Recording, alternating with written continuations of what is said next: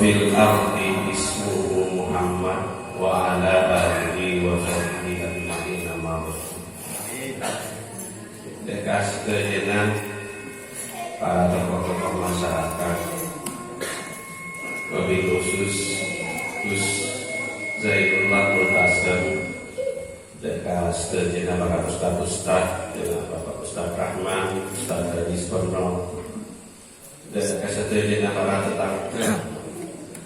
Alhamdulillah wa syukurillah ala mangke kejenan para kesehatan Allah Subhanahu wa ta'ala. Sehingga bisa alon-alon tadi majelis dalam rangka memperingati Isra wal Mi'raj dengan sehat walafiat. Salawat dan salam ya Rabbina dekat junjungan kita Nabi besar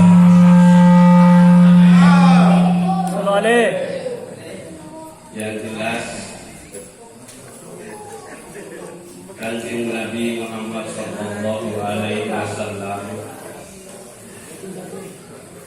mereka perintah sareng Allah untuk menyampaikan peringatan dari Allah. Mendapat berita-berita dari Allah saya pada umat sampai akhir zaman. Jadi beliau adalah Nabi terakhir, Nabi penutup, Nabi penyempurna. Itu berarti sareng Allah. Dalam Al-Quran, dalam surat At-Taubah ayat 33, surat As-Saf juga di surat Al-Fat di ayat sangat juga di ayat 24. Huwallazi arsala rasulahu bil huda wa dinil haq liyudhhirahu 'ala ad-dini kullih walau karihal musyrikun. Jadi Gusti Allah ada bolehkan ayat. Mereka Gusti Allah ayat bahwa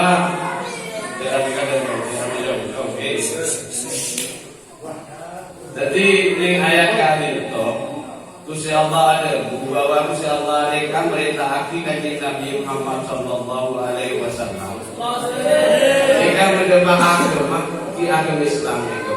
Agama yang paling penting, agama yang paling unggul. Kelaban ngangkui pedoman kitab Al-Quran.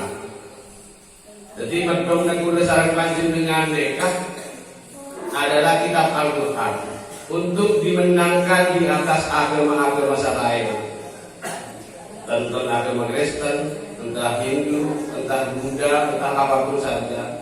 Niki Gusti Allah pun dengan ayat Al-Fatihah, cuman perbedaannya dengan ayat lain. Niki Gusti Allah ada dua kata billahi syahidah. Artinya cukuplah Allah sebagai saksinya bahwa Gusti Allah dengan ayat kali itu dikasih sifatnya. Dengan perintahnya kanjeng Nabi kita Nabi besar Muhammad sallallahu alaihi wasallam Islam ini kanjeng takdir untuk dimenangkan di atas agama-agama lain. Jadi kanjeng Nabi mereka perintah sareng Gusti Allah ini mendapat peringatan, mendapat berita juga. Ning ayat lain di surat Al-Fatir ayat ini Pak Lekor, ayat Pak Lekor, inna arsalnaka bil haqqi basyira wa nadhira. Artinya apa? Hampir sama sebenarnya statusnya Rasulullah ini kan adalah sebagai pemberi peringatan, sebagai pembawa berita dari langit. Nah, dengan pedoman kitab Al-Quran ada dua kisah Gusti Allah. Dalam surat At-Takwir ning ayat 3 lekor, ning ayat 2 lekor, asal Gusti Allah ada rumusnya. In huwa illa dzikrun lil alamin. Jelas ini. In huwa illa dzikrun lil alamin liman syaa minkum ayyastaqim. Jadi sesungguhnya Al-Qur'an ini adalah peringatan bagi orang-orang yang mau melangkah kepada jalan yang lurus. Jadi kanjeng Nabi mereka perintah sareng Gusti Allah mereka sebagai pembawa peringatan. Juga Al-Qur'an mereka sebagai pedomannya juga sebagai langkah kita untuk melangkah kepada jalan yang lurus. Jadi menterwa tepak asyirnya, terterwa tepak ahodi, Niki perintah sareng Gusti Allah alaikum. Niki serono kanjeng Nabi. Juga sekaligus akad Quran dengan Al-Quran. Jadi status kanjeng Nabi niki adalah Al-Furqan, pembeda sekama sehat, sekama sebatin. Jadi mendebat hukum sekama sehat, termasuk sekama sebatin. Nah dengan badan aturan-aturan mereka, seangguna kanjeng Nabi ini tidak ingin mempersulit umatnya. Jadi badan aturan-aturan dari Gusti Allah, saya buat di kanjeng Nabi. Ini kesangguna bukannya untuk mempersulit umatnya. Manusia kan senekat, yang banyak terjadi semakin mon etorokap di akhir umatnya rumput. Sebenarnya agama ini tidak mempersulit. Malah dengan adanya agama mereka, manusia ini kayak berkembang, malah akan dimudahkan. Cuman hanya saja kadang-kadang pemahaman bertimbing ini tak jepo. Berdena orang nikah sama guna manusia ini kayak penyaman. Manusia dan noro aturan, manusia dan bebas. Manusia dan bebas, malah dia tak karuan karena tak noro aturan. Logika senekat. Coba ampian sarang gula entar ke Surabaya atau entar ke Probolinggo. Logika. Entar ke Probolinggo dia tak noro aturan. Tak ngaku STN, tak ngaku helm, tak ngaku napa nih? Berkas-berkas sepeda motor tak ngaku STNK. Manusia kan pada kerjaan bebas, malahan kerjaan bebas ini kemana dia tak kawan. Nih bisa ketemu di polisi ini kerajaan. Buru apa? Pada polisi nanti kan kita kebaru nah. Nih kalau tak aturan malah semakin manusia itu tidak semakin bebas. Semakin aek noro aturan, nih semakin nyaman manusia. Jadi berterbalik di rumah. Jadi perintah kanjeng Nabi dengan adanya aturan ini manusia sahur malah jadi nyaman. Benih kata nyaman manusia di Gusti Allah. Jadi berdasar hukum dan kemakhluk mereka lebar kanjeng Nabi ini kan sahur manusia malah jadi bebas karena mengikuti aturan. Jadi pemahamannya seperti tadi. Coba bayangkan seandainya umpian kita menaruh aturan tentang Probolinggo, tentang Surabaya, mana tak bebas? Loh, aku paling berani itu. Lebat dongdongan, lebat gandeng ini, gara-gara tak menaruh aturan. Tapi kalau kita mengikuti aturan, paham ini? Mengikuti aturan, malah manusia ini jadi nyaman. Kadang orang nyanyi haram, maka ruwet nyanyi haram maka ruwet padahal bener haram ini ke manusia ini kayak menyaman. Bisa nyoba untuk pakai sikap pilih halal dia nolak aturan dia bertanya ini kecok halal di ini berpuasa halal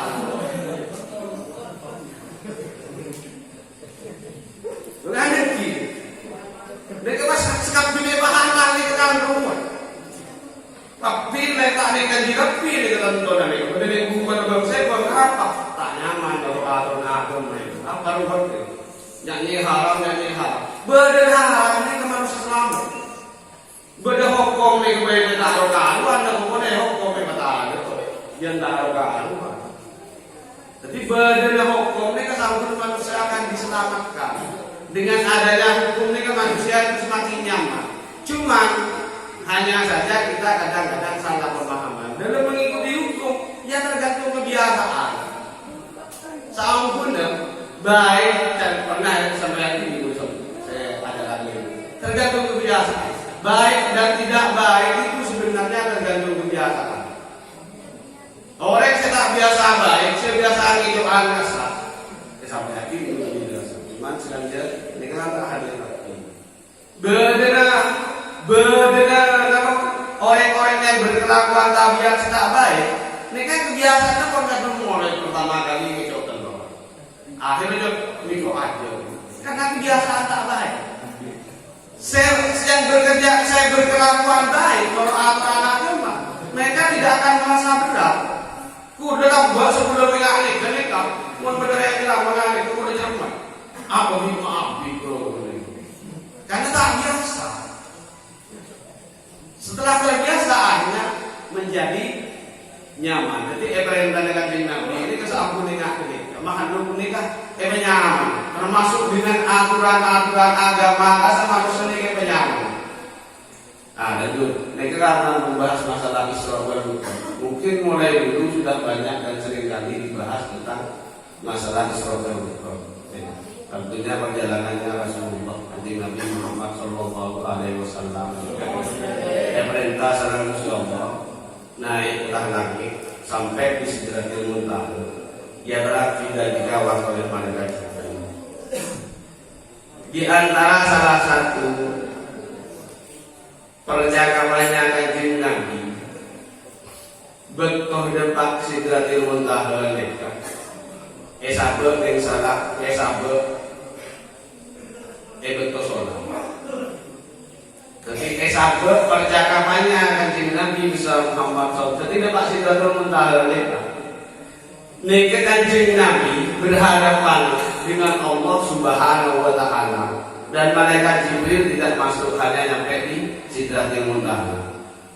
Kanjeng Nabi besar Muhammad Sallallahu Alaihi Wasallam diperlihatkan langsung betul depak di Sidratil Muntaha ingatna ke malaikat Jibril.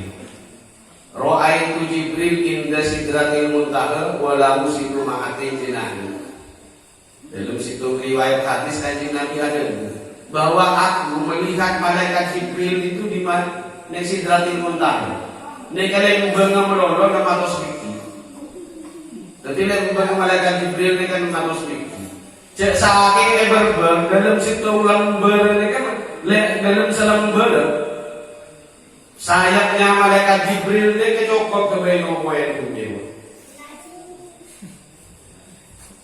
Jadi malaikat Jibril mereka lembang nomor nama tos biki sayap mereka mereka pojok ke beno dan diperlihatkan langsung betul di Sidratil Muntaha. Jadi selama ini malaikat Jibril depak ke Kanjeng Nabi tidak dengan wajah yang asli dari mereka, hanya diperlihatkan dengan wajah asli mereka hanya waktu di Sidratil Muntaha. Jadi guna nemuin keterangan neketak iya guru bukti sekarang Imam Al-Ghazali. Lah, sampai di sana malaikat Jibril ini tak nolok masuk, hanya diizinkan ngawal Kanjeng Nabi, walaupun hanya sampai ke Sidratil Muntaha. Sampai di sana Kanjeng Nabi ini mengap saking gagahnya, saking megahnya Sidratil Muntaha. Lah disitulah Allah Subhanahu wa Ta'ala Kanjeng Nabi besar Muhammad Sallallahu Alaihi Wasallam mereka bertemu dengan Allah secara berhadapan-hadapan. Cuman yang mereka kan tak bisa menjelaskan karena memang banyak yang dilakukan tentang pertemuannya Rasulullah dengan Allah Subhanahu wa Ta'ala. Cuman salah satu percakapannya Nabi besar Muhammad Sallallahu Alaihi Wasallam ini kan sahabat yang bertosolat. Jadi salah satu percakapannya Allah dengan Kanjeng Nabi ini ke sahabat yang bertosolat. Nah bagaimana saya baca gula sarang nama saya sahabat yang bertosolat cerita saya baca gula sarang panjenengan adalah at-tahiyatul mubarakatus salawatut thayyibatun. Betul. Ya. Jadi percakapannya Kanjeng Nabi betul ketemu di Gusti Allah. Kanjeng Nabi ini kan ada budak ke Gusti Allah. At-tahiyatul mubarakatus salawatut thayyibatun. Jadi segala perkataan, penghormatan, segala pujian ya terakhir dekat Gusti Allah. Jadi ya terakhir dekat Gusti Allah. Allah Tuhan yang punya salam panjenengan. Jadi dalam Kanjeng Nabi saya buat di Kanjeng Nabi betul Gusti Allah sabuk yang betul sholat. Jadi at-tahiyatul mubarakatus salawatut thayyibatun. Jadi paling ini kan Gusti Allah ada buku Kanjeng Nabi Mas. Jadi Gusti Allah ada buku. Aja wong perkataannya ada Kanjeng Nabi. Assalamualaikum ayuhan nabiyyu wa rahmatullahi wa barakatuh. Jadi Gusti Allah jawab kepada Kanjeng Nabi mereka. Jadi keselamatan bagimu wahai Nabi dan rahmat rahmat Allah atasku. Jadi Gusti Allah ada dengan Kanjeng Nabi. Abu itu perkataannya Kanjeng Nabi kasar. Cuma Kanjeng Nabi nikah dengan jawaban selanjutnya nikah enggak dekat umat. Bagaimana Kanjeng Nabi enggak ke umat? Padahal neng jawaban Gusti Allah nikah buat segala keselamatan, segala umat nih. Segala kebaikan itu kau dibagi ke Kanjeng Nabi. Tak sanggun dan saking Kanjeng Nabi ini keminta apa boy ke Gusti Allah berkebenikah. Mereka bagi aktif ke Kanjeng Nabi. Cuman Kanjeng Nabi ini tak kau umat dan mereka enggak. Mengapa Kanjeng Nabi ini pas ada buku dari Gusti Allah. Assalamualaikum wa ala ibadillahi sholihin. Jadi ini kepernyataannya Kanjeng Nabi. Jadi Kanjeng Nabi ini segala keselamatan kepada kami, bagi kami dan kepada orang-orang sesoleh. Jadi Kanjeng Nabi ini kemarin minta keselamatan ke Gusti Allah, ini kan selamat dekat orang-orang sesoleh, orang-orang seahli dalam ibadah.